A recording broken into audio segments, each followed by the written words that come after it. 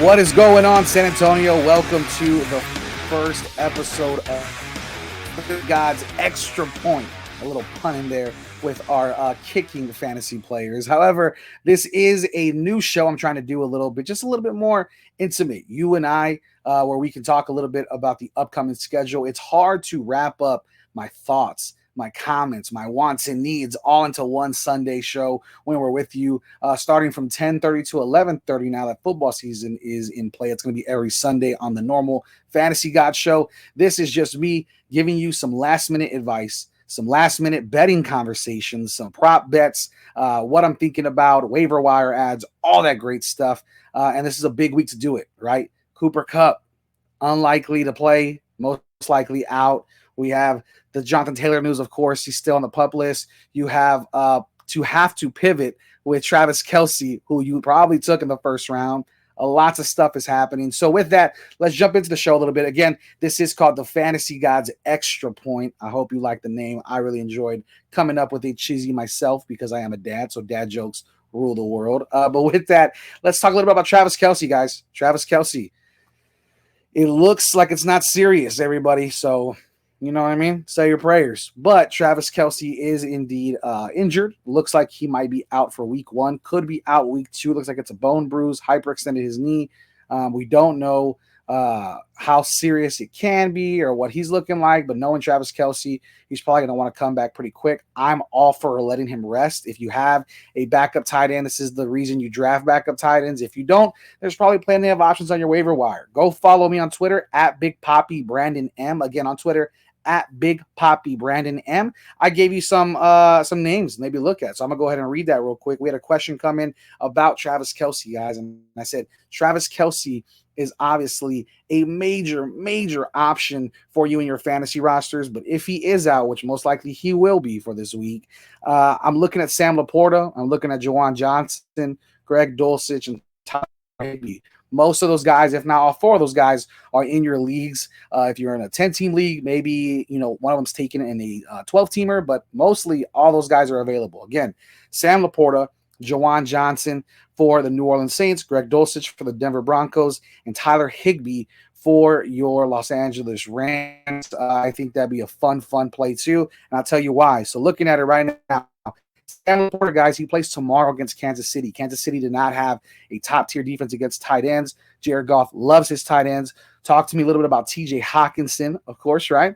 Who is now with my Minnesota Vikings, but when he was with Detroit, was really solid at the tight end position. Again, Kansas City is not the best tight end defensive team. And so with that first game of the season, maybe some rust. I think Sam Laporta is going to be very much involved in this offense, possibly the number 2 option behind Amon-Ra St. Brown, maybe the number 3 behind Jahmyr Gibbs and Amon-Ra. But overall, Jared Goff is going to look at the tight end position. And if they're playing from behind, guys, opportunities. We'll talk more about him in a little bit too, but Sam Laporta is probably my number 1, if not number 2 option. But if we have to go with the number 2 option, Tyler Higbee, everybody. Tyler Higbee, massive upside. Cooper Kupp is out. Van Jefferson most likely will have the wide receiver 1 slot. Van Jefferson's good. Big boomer bust play. Great play for your best ball leagues. If you drafted him late, if you drafted like I did yesterday, I got to pick him up in a league or 2. But I mean, you look at it, the tight end position, absolutely 8 when it came to the Seahawks, right? Massive volume.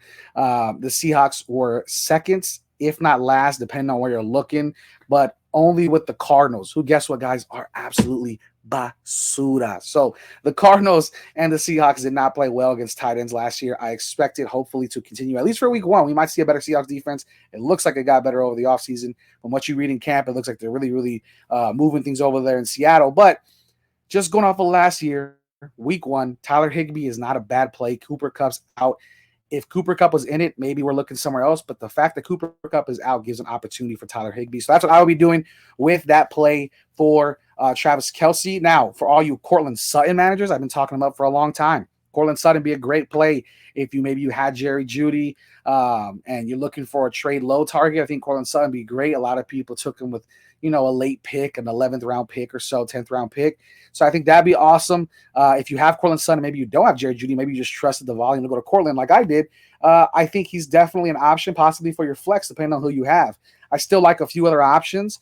But Cortland Sutton would be great. Just talking about injuries with Jerry Jeudy. Now, this again is the first episode of the Fantasy Gods Extra Point Show, and all this is exactly that, right? I want to make that extra point, right? I'm just like Harrison Butker, right? Your favorite kicker. I'm just like Justin Tucker, right? That extra point wins games right now, and that extra point can win you some leagues. So I want to make sure I give this extra point when it comes to fantasy football. So let's talk a little bit about betting. Let's talk a little bit about prop bets. So Sam Laporta, we talked about a little bit. I said he's one of my favorite guys to bring up when it comes to replace Travis Kelce this week, only because he's probably available in all your leagues. Sam Laporta, rookie tight end, Detroit. I really think he can have a solid game. Am I expecting a massive game? No, but I do think, 3 for 40 and maybe 7 points, 8 points, and maybe he gets a touchdown, I think is very reasonable. They've said already that he's going to be getting action from the jump, week 1. So go look at him on your waiver wire. When it comes to prop bets, which is what we're going to talk about right now, I also have me some Sam Laporta stock in my prop bets. So Laporta right now on Underdog Fantasy, which is who we're going to be running through when it comes to this, maybe Prize Picks as well. But Underdog for right now, Sam Laporta had 30.5 receiving yards yesterday as far as what he was going to possibly have over under. I took more than that. Right now, it's dropped to 29.5 receiving yards. You're getting more of a value than I was, right? You're getting a full point value than I was. So I would definitely look to take that. I do like Sam Laporta. Right now, it's over under 3 receptions, over under 29.5 yards. What I just tell you, 3 for 40 sounds like it makes sense for me. I would take, possibly both of those. I do think if they're playing from behind, he could be a great addition to any prop bet. When it comes to the other prop bets I have, some that I like a lot for tomorrow's game. I'm talking about Thursday Night Football, Detroit Lions, Kansas City Chiefs. Football is back, baby. So let's talk a little about that bet, right? Looking at that game. Prop bets are usually where I'm looking at right now. That game can go either or. I still think Kansas City pulls it out, but I do know Detroit has dropped significantly. The line open, I believe, at -7. Right now, Detroit is +4.5. Kansas City is only -4.5. So if you trust Kansas City to get it done, you got a huge discount, almost 3 points discount. If you want to take that spread, they're sitting at -230 for the money line, while Detroit is +190 in the money line. So $100 wins you back 290. So pretty solid stuff over there if you're looking to just do a straight bet. But Isaiah Pacheco, guys. Isaiah Pacheco. Sleepy little running back that's going kind of late in drafts for fantasy. If you have him, stick with him. He's going to be a great running back. And his rushing line is pretty low. I got him at over under 49.5 rushing yards. I'm sorry. And so I took that. His last game against Philadelphia, he went for 76. That's one of the better defenses. You look at when it comes to other games within that time frame, he hit quite a bit in the regular season when he got good rushing totals, and when he got the start, he hit that line pretty consistently. So just has to hit 50 rushing yards. I do think it's possible, especially if Kansas City gets out early. So I like that line a lot. I also like a few others. I'm looking for maybe some games in there for Patrick Mahomes.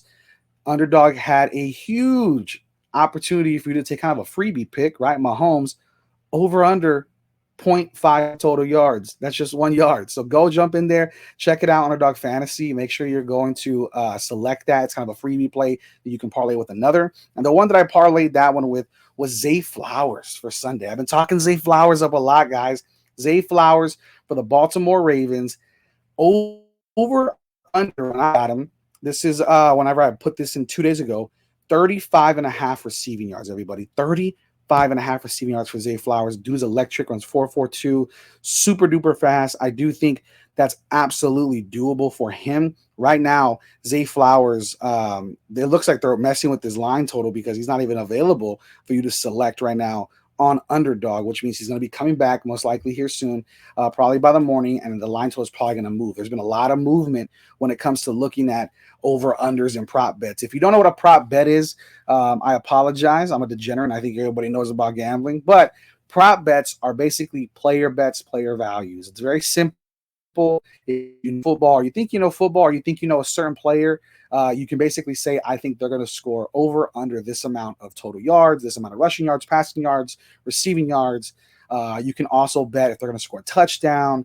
all that great stuff. Underdog Fantasy and Prize Picks allows you to parlay these bets.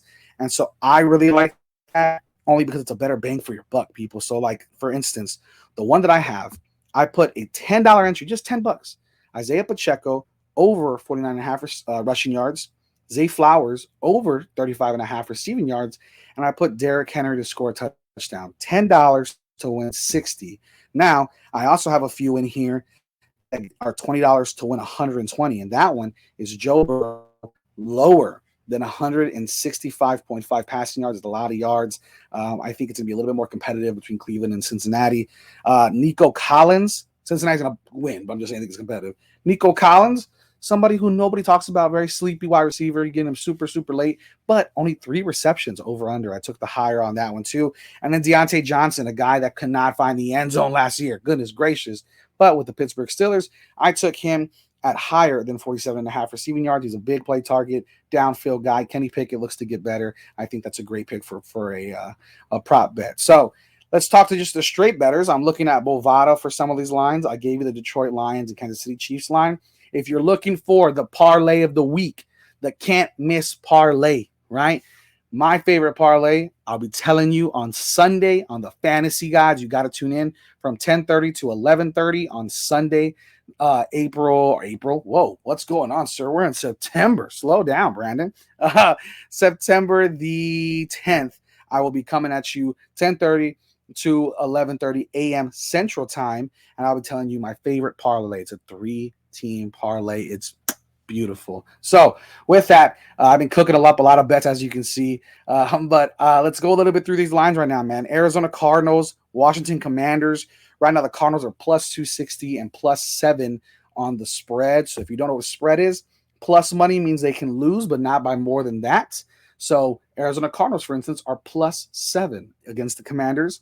They can lose, not by more than 7. The Commanders are minus 7. They have to win by 7 or more for you to win your money. A little simple betting advice there. And then when it comes to the money line, that's just a straight up, are they going to win?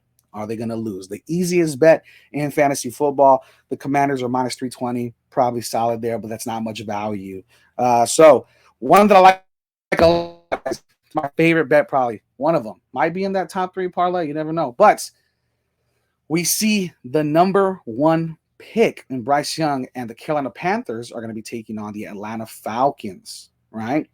The Atlanta Falcons are right now a very hyped team for fantasy. Why are they hyped, Brandon? Drake London, Kyle Pitts. That's not good enough. Bijan Robinson. I am seeing Bijan as early as top 3, top 4, number 2 in the draft. I'm serious. I'm seeing him fly up draft boards. People love them some Bijan Robinson. It could be because they're a Texas fan. It could be because they believe in the talent.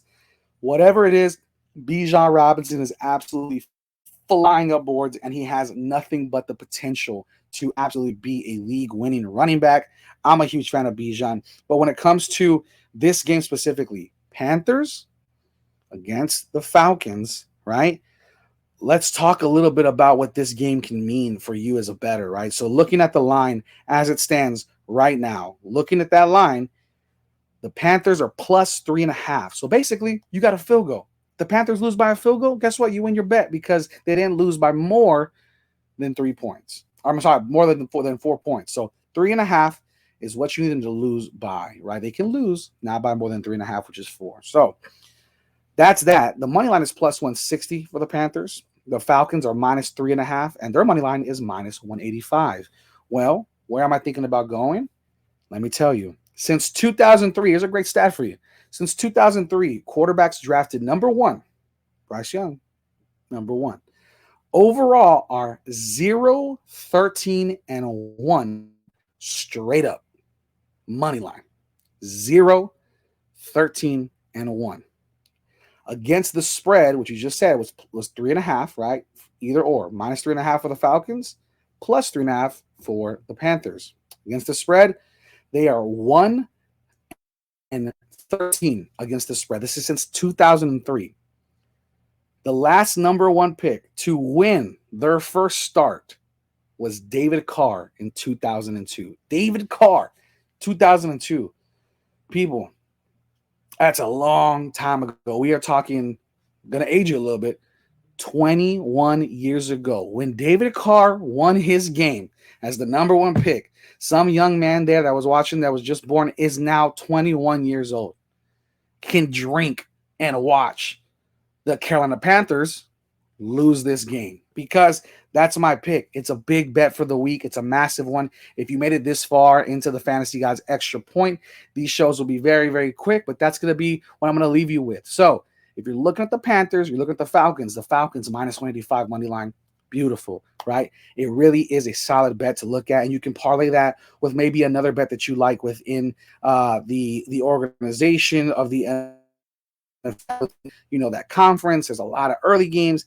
That game is one I'm really looking forward to. And my favorite part about it is it's a 12 o'clock game. You get it over with, right? You go about your day after.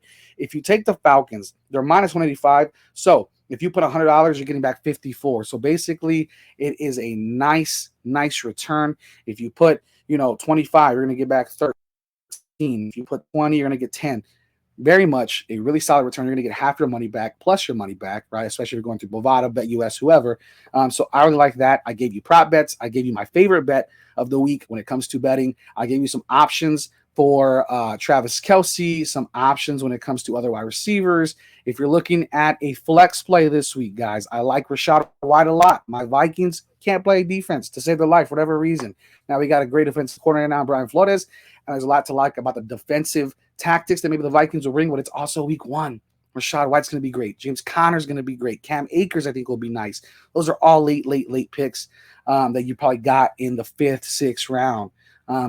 So I'm big on those guys. And then, like I said, Cortland Sutton could be an option for you if you're looking to pivot at wide receiver. So definitely keep listening to the Fantasy Gods. Follow me on Twitter, guys, at Big Poppy Brandon M. Again, at Big Poppy Brandon M. And follow the Alamo City Podcast Network. Look at that. It is right there. Alamo City Podcast Network, the beautiful network that presents to you the Fantasy Gods. I'll see you on Sunday, 10:30 to 11:30. This was the Fantasy Gods Extra Point. Get those bets in. Get your lineup set. And before I leave, last word of advice. You ready for this? If you have a player that's playing in Thursday Night Football, a Chief, a Lion, or moving forward, anybody playing in Thursday Night Football, do not, please, I'm begging, as a fantasy god, as a friend, as a colleague, as a lover of the game, do not put them in your flex spot. Leave your flex spot open. If you have Isaiah Pacheco, he needs to start in your starting running back position. If you have Sam Laporta, he needs to go in your starting tight end position. If you have Valdez-Scantling, Sky Moore, whoever you want to play from Kansas City, or you have Amon-Ra, or you have anybody, make sure they're in your starting spots.